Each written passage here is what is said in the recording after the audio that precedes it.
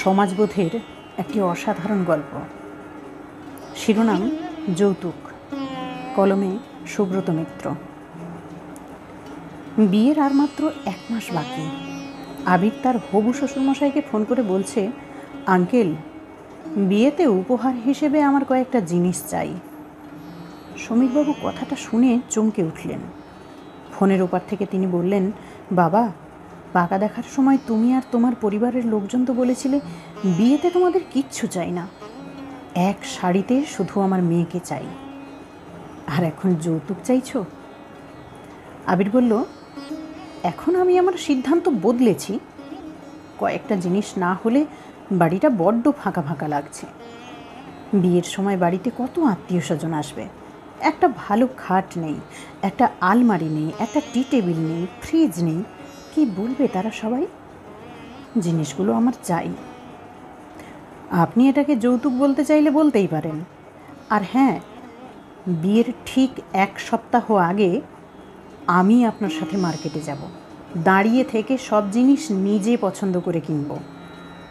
আপনি শুধু সাথে করে টাকাটা নিয়ে আসবেন।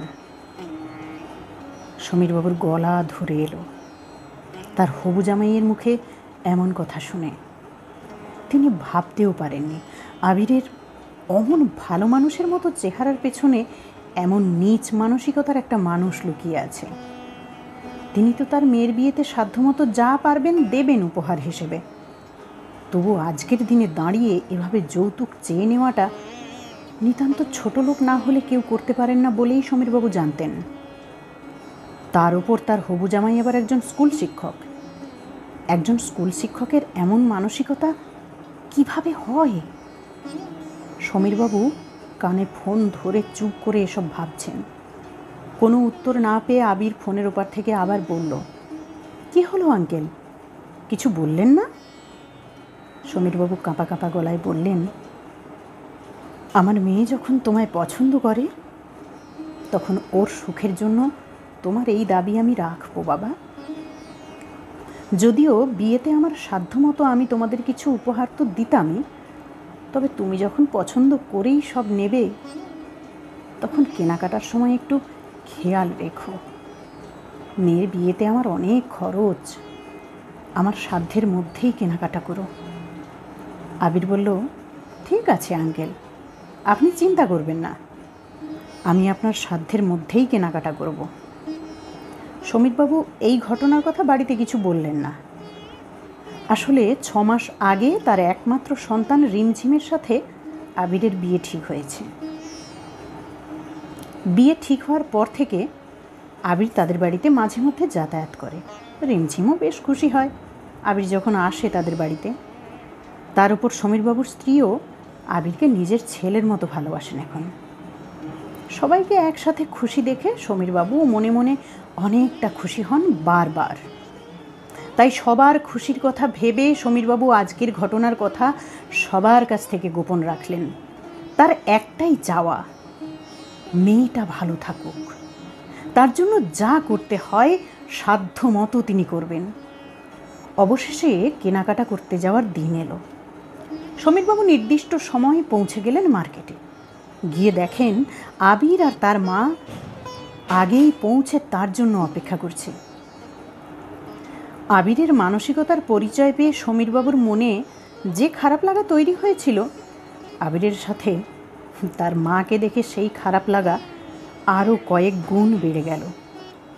পাকা দেখার সময় কত ভালো ভালো কথা বলেছিলেন আবিরের মা। বলেছিলেন তাদের বাড়িতে কোনো মেয়ে নেই, বিয়ের পর তারা বৌমাকে মেয়ের মতো রানী করে রাখবেন। সমীরবাবু চুপচাপ দাঁড়িয়ে দাঁড়িয়ে এসব ভাবছেন। এমন সময় আবির বলল, আঙ্কেল চলুন, কেনাকাটা করতে হবে তো। সমীরবাবু আবিরকে পাশে ডেকে নিয়ে বললেন, বাবা, আমার সাধ্যের মধ্যে যা নেওয়ার নিও। সারা জীবন একটা প্রাইভেট কোম্পানিতে কাজ করে সংসার চালিয়েছি, বুঝতেই পারছো, আহামরি কিছু দেওয়ার মতো আমার সাধ্য নেই। আবির মুখে কিছু বলল না, তবে চোখের ভাষায় কিছু একটা বোঝানোর চেষ্টা করল, যে ভাষা সমীরবাবু সেই মুহূর্তে বুঝতে পারলেন না। 3 জন মিলে আসবাবপত্রের একটা দোকানে ঢুকলেন। সেখান থেকে আবির আর তার মা পছন্দ করে একটা খাট, একটা আলমারি, একটা ড্রেসিং টেবিল, একটা ফ্রিজ, আরও ছোটোখাটো কয়েকটা জিনিস নিলেন। সব জিনিসগুলোই নামি দামি ব্র্যান্ডের। ওদিকে আবির আর তার মা মিলে জিনিসপত্র বাছাই করছে, এদিকে সমীরবাবুর হাত পা ঠান্ডা হয়ে আসছে দুশ্চিন্তায়।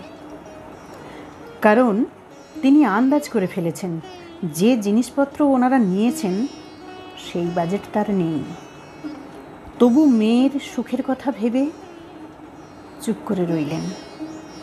প্রয়োজনে দোকানদারের হাত পা ধরে কিছু টাকা বাকি রাখবেন। যেমন ভাবা তেমন কাজ। কেনাকাটার শেষে যা বিল হলো তা সমীরবাবুর বাজেটের থেকে অনেকটাই বেশি। সমীরবাবুর চিন্তিত মুখ দেখে আবির বলল, চিন্তা করবেন না আঙ্কেল, আমার পরিচিত দোকান, যতটুকু টাকা আপনি এনেছেন দিয়ে দিন, বাকি টাকা পরে আস্তে আস্তে শোধ করে দেবেন। নিরুপায় সমীরবাবু তাই করলেন। দোকানদার গাড়িতে সমস্ত মাল লোড করিয়ে আবিরের কাছ থেকে ঠিকানা নিয়ে ড্রাইভারকে নির্দিষ্ট জায়গায় মাল পৌঁছে দেওয়ার জন্য বলে দিলেন।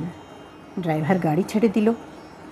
সমীরবাবু এবং আবির আর তার মা যে যার বাড়ির উদ্দেশ্যে রওনা দিলেন।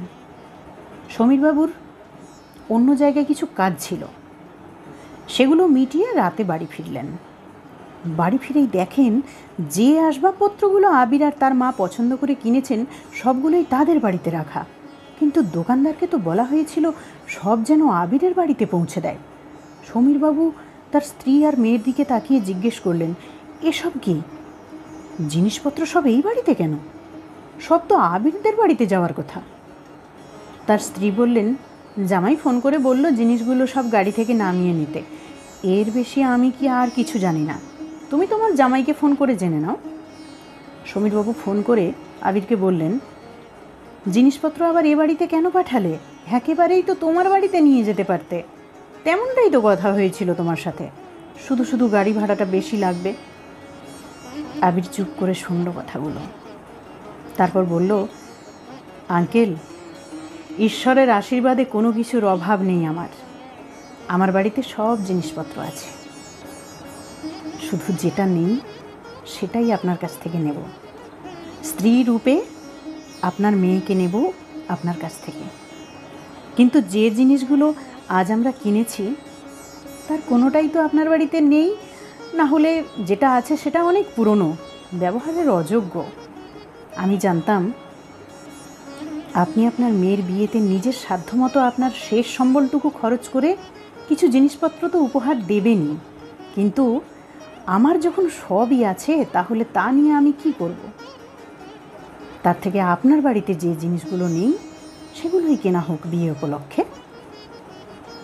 আর আমি যদি আপনাকে আমার এই পরিকল্পনার কথা আগে জানাতাম তাহলে আপনি কখনোই আপনার বাড়ির জন্য ওই সব জিনিসপত্র কিনতেন না, উল্টে বলতেন মেয়ের বিয়েতে কিছু না দিয়ে নিজের বাড়ির জন্য জিনিসপত্র কিনলে লোকে খারাপ বলবে। কথাগুলো বলে আবির থামল কিছুক্ষণের জন্য। সমীরবাবু চুপ করে রইলেন। শুধু তার চোখের কোণ বেয়ে একটা সরু জলের ধারা নেমে এলো। সমীরবাবু নীরব দেখে আবির আবার বলল, আঙ্কেল, বিয়ে শুধু দুটো মানুষের মধ্যে সম্পর্ক তৈরি করে তা নয়, দুটো পরিবারের মধ্যেও সম্পর্ক তৈরি করে। আর যখন থেকে আপনার মেয়ের সাথে আমার বিয়ে ঠিক হয়েছে তখন থেকে আপনার পরিবারও আমার পরিবার।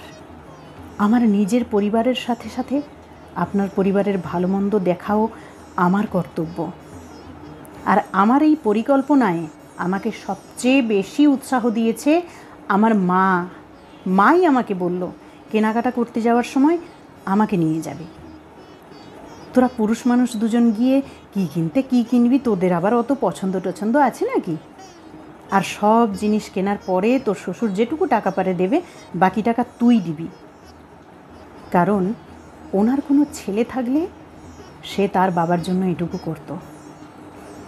আঙ্কেল, দোকানে কোনো টাকা বাকি নেই, সব টাকা আমি দিয়ে এসেছি, আপনি কোনো চিন্তা করবেন না।